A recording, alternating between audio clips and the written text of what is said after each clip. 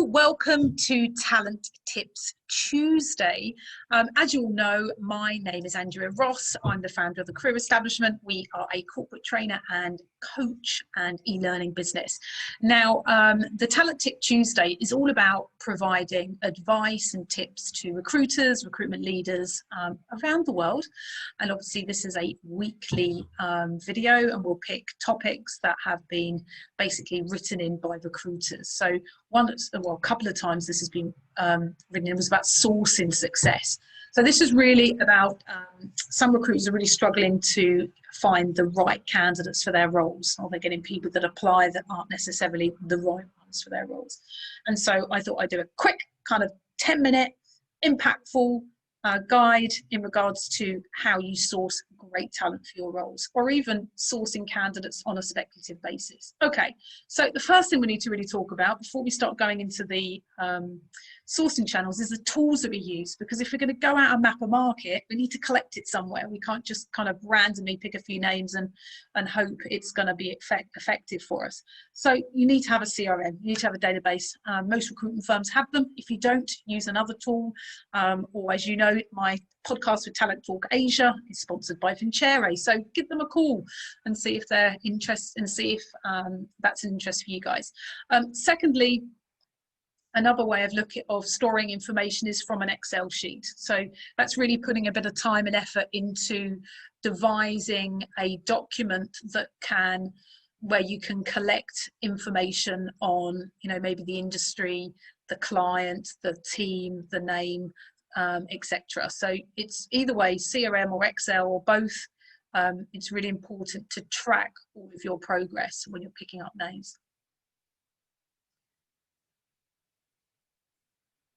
Okay, goal setting. One thing when you're looking at your sourcing channels is to set yourself SMART goals so that you build a detailed map of your market. If you have a role that you're searching on and you're looking for finance executives, financial planners, for instance, then you need to be setting yourself a goal in regards to mapping out an entire industry or a specific organization for all the finance staff in that area. So set yourself SMART goals so that they are specific. You're measuring yourself on those. If you're looking at on a Monday, making sure that you've achieved that by Friday. So just make sure that you're actually setting yourself some goals.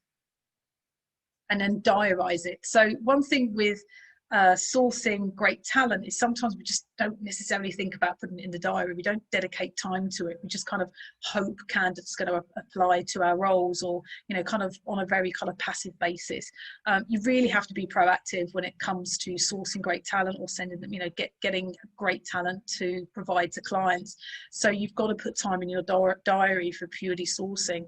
And we'll go over that in a second. So every day having a couple of hours in there on sourcing talent. Now it might be for a specific role that you're hiring for, and so in your calendar it is specifically finance individuals sourcing, and it's in your diary. Or it might be another diary insert is sourcing for tax, FP&A professionals, on a speculative basis, because it's a hot area right now and you want to find great candidates to spec them out to clients. So again, it could be two different things that you're looking for. Okay, so we're now going to get onto the sourcing channels. I'm going to get straight into it. You're probably sitting there having your lunch. You've probably only got 10 minutes. I don't want to be faffing around here. So when we're looking at finding that potential candidate from our client, you really, where's it gone?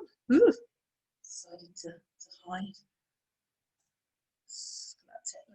Brilliant, fantastic animations. Right, first of all, if we're working on a specific role, we want to find out what the client's wishes are. And when I say client wishes, it's getting an idea from them exactly what type of industry organisation they're looking at person to come from. Because most of the time clients do have an idea in mind of where they want that person to come from. They may have hired a few people from a certain organisation.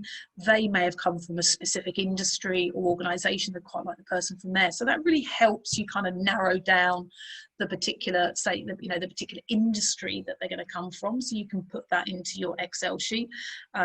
If you are using an Excel sheet, please let your boss know what the password is, because you can get kind of, you've got to be careful in terms of confidentiality and data and stuff like that. So when you've spoken to your client about specific wishes, you've got more of an idea now of kind of what industries, and you can map those industries into your Excel sheet.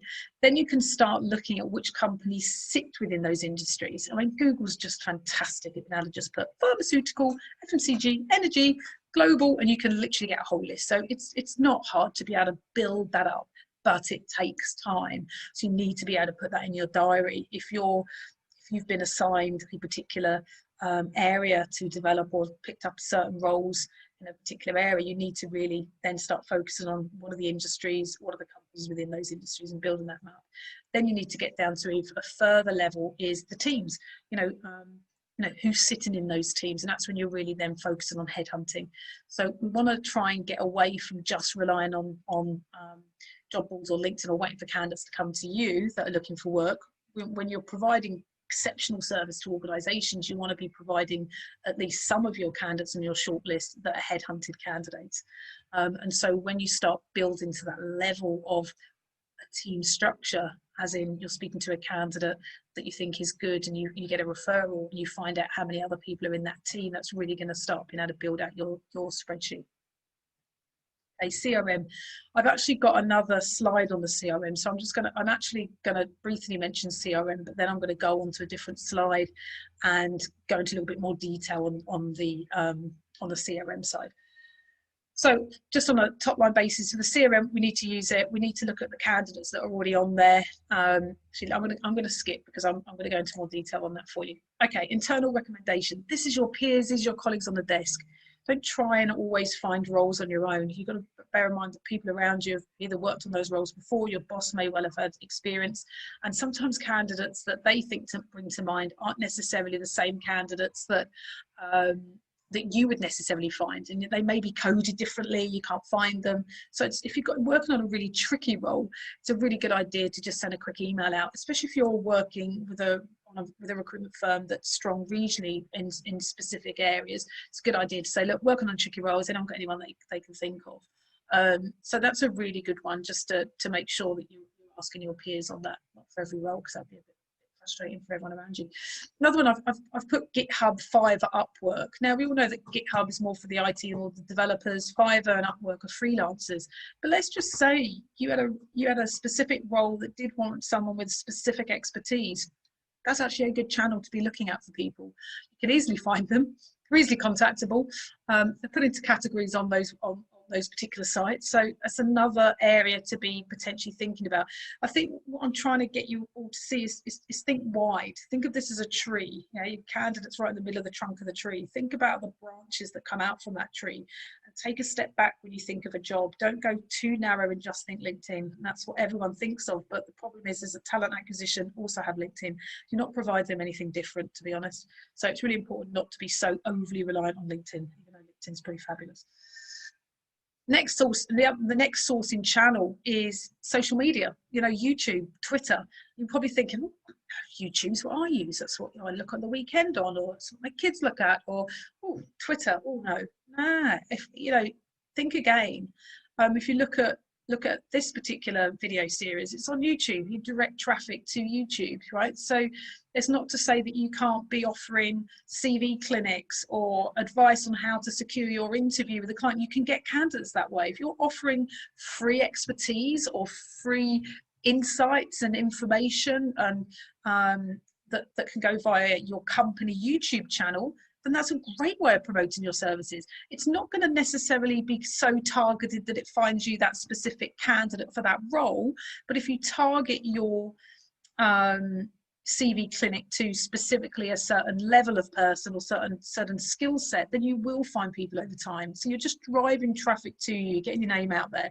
Same applies for Twitter. It's about creating a following, you know, creating a profile with the organization, engaging with candidate on roles. You know, there's no reason why you can't be doing that. It just takes a bit of effort and a lot of intent. Next one's network groups. Now we see the groups that are on LinkedIn, that's great, can't really network with them. There's a lot of virtual networking going on at the moment. If you look at network events in Singapore, for instance, I think are probably global now with it being virtual, is EGN, you know, is a little bit pricey. However, it is pretty worth it. I mean, they're bringing together some really talented individual senior level people and discussing topical areas according to specific industries. So if you were looking to sort of break into that, might be something that the boss wants to pay some sort of membership. It's, you know, virtual events that are going on. Again, something to think about. It gives you a quick way of not only finding senior levels that you can pitch your CVs to, but also you might find some great senior candidates in there as well. Okay, something to think about. Okay, next one, job boards. Now, there's loads of job boards, we all know. Obviously, we you know, I did a podcast with Talent Talk Asia on Talent Talk Asia recently with WOB over in Malaysia. So they're more of a Gen Y job board. So that's obviously something that you can find people on if you're looking at someone for Malaysia.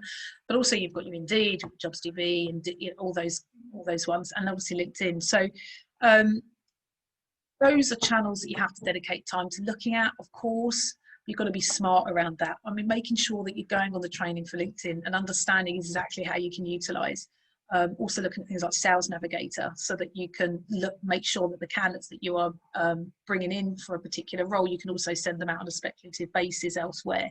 Because the idea is you're bringing one candidate in to represent, but also if you can spec them to 10 places, you've got a higher probability of placing that candidate. So something to bear in mind. I'm not going loads onto LinkedIn because I think that's the one channel that we overuse. So client referrals, this one's an interesting one. I made my biggest fee out of calling a client for a referral. So I rang a client in the bank and said, hey, I've got this really interesting role. It's a global CFO role. I was wondering if you knew anyone that might be interested in it. He said, call me back in 5 minutes. And he did call me back in 5 minutes, and I moved him on a 110k fee. So it does work, yeah. So it's, I'm not saying it should bring in clients because that's obviously unprofessional, but you can ask clients for referrals. They might have a friend that's very similar to them or someone they work with, they can give you a referral. They might also have interviewed someone recently and they can't hire them for whatever reason. And they might be able to, you know, they might be able to say, look, I'll call the candidate I saw yesterday, I can't hire. I'll ask them to give you a call if they're comfortable, yeah? So that's also a great way of finding candidates. Last one's your website. It's a bit of a debate at the moment as to whether websites get the amount of traffic that perhaps recruitment firms would like. Obviously, you post your jobs there. Do I think it's the most effective? Not really. I think the most effective is doing direct headhunts, as you can see at the top right, you know, really targeting an industry, a company, a team, finding out where they sit. I'm going to go on to the CRM one now to go into a bit more detail for you. Okay. So when we're looking at the database, we obviously, this is the obvious part, we're looking at candidates that fit the requirement. We call them, great, that's the right channel. That's not rocket science, you know that. The next one is candidate referrals, calling candidates that fit the requirement but aren't looking, for instance, or they're place candidates and asking for referrals. So quite similar to the client thing we talked about, but actually calling them and asking if they've got referrals. Most placed candidates that are fantastic have friends that are also fantastic. So asking for those referrals. Next one is the client referrals. I think I've already mentioned that. Don't restrict yourself to purely candidates. Yeah. I think I've already gone over that, so I'll move on from that one. Jump the gun on that one. Testimonials. So this one's more of a word search, depends how your CRM works, but looking at a specific word on a CV, obviously you can filter that to be more specific. But when you're looking at a candidate's testimonials, let's say you're looking at someone in the pharma industry, in finance or IT, for instance, and you looked at testimonials for a specific organisations or a specific term or a specific job type, you'll be able to find it on the testimonials. So again, those testimonials will be of senior people, but if you're looking for a senior candidate, you're going to find names that way. So don't discount the testimonial bit. People don't, you know, and if you're interviewing candidates, make sure you're asking them for references. You have the names on those CVs. Last one is past company that the candidate has worked at that sits in the target company. So let's just say I'm looking at pharma and I'm looking at finance. You know, looking at candidates that perhaps were ex-Pfizer or ex, you know, whatever the pharma, I can't think of any pharma clients at the moment. You know, looking at whether, you know, they might not be in that company right now, because obviously that would be the top one candidates that fit the requirement, but looking at candidates that used to work there, they might have gone out of that now, but if that's a great way of saying, you know, do you have any friends that still work there? Could you possibly tell me who runs that particular department? How many people in the team? You know, so if they're on your CRM, they're probably quite warm to you. So I find when it comes to sourcing talent, there's so much you can get from the CRM, but as a business, you have to use the CRM.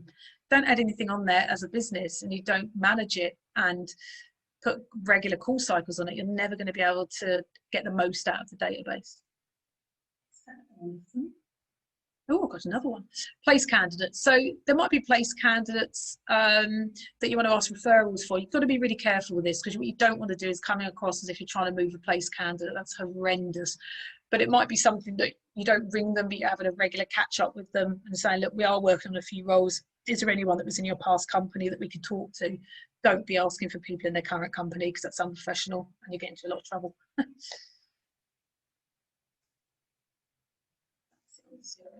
Have I covered everything? Yeah, I want to talk to you about the advertising side as well, how you're advertising your roles. Because obviously we're looking at sourcing channels, but we also want your advertising to work for you whilst you're headhunting and finding candidates. So be really specific on what you're looking for when you advertise for the role. Don't be too wide. You've got to be really deep on it. Levels of experience, industries that they've come from, qualifications, culture fit. Try, you know, obviously we've got to be quite careful in terms of making sure you're not using, you know, terms that could be seen as prejudiced or biased in any way, but try and be as specific as you can on where you want that person to come from.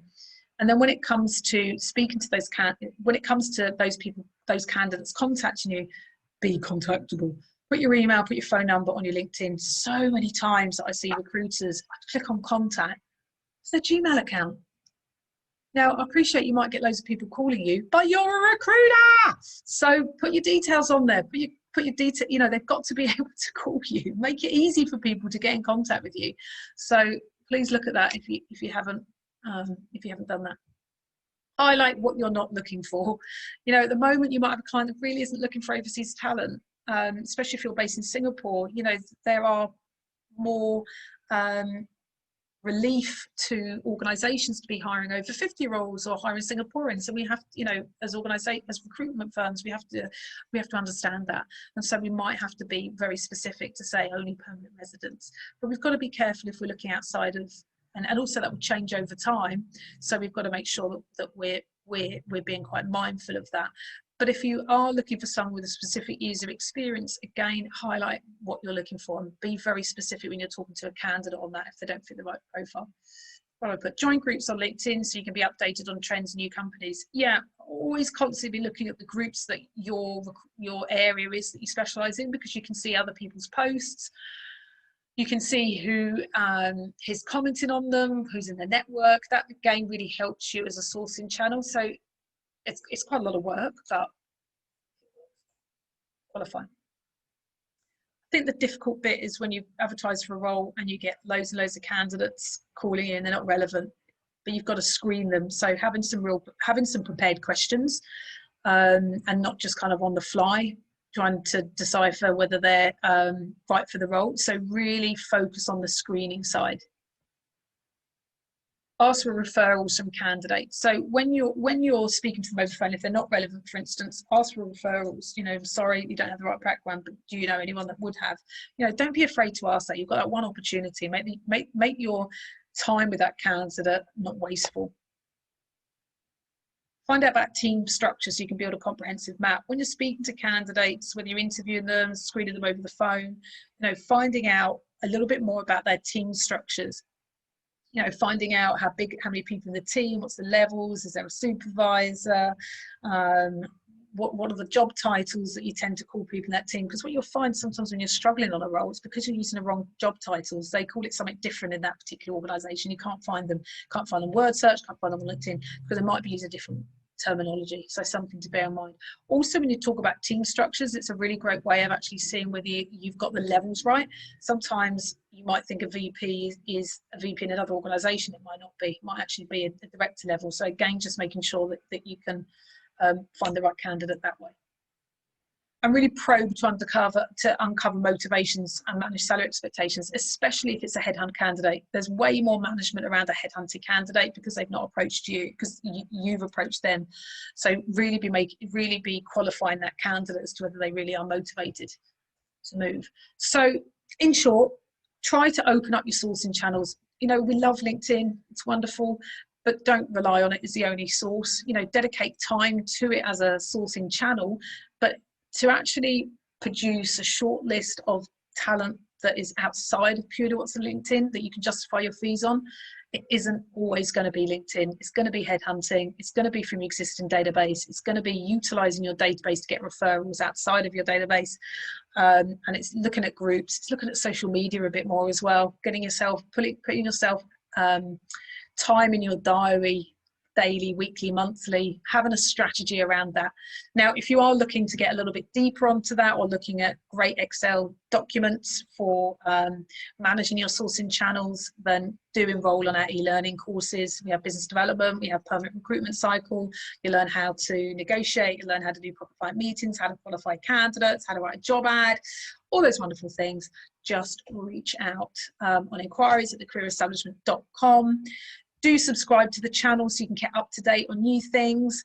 Do check out our Talent Talk Asia podcast, where I interview the most talented professionals in the recruitment industry across Asia. And do check out our Andrea Picks that comes out every week. And let us know if there's any topics that you'd like me to tackle. I love doing this. So please feel free to just email me and I will incorporate that into my next Talent Tips Tuesday. Have a good day.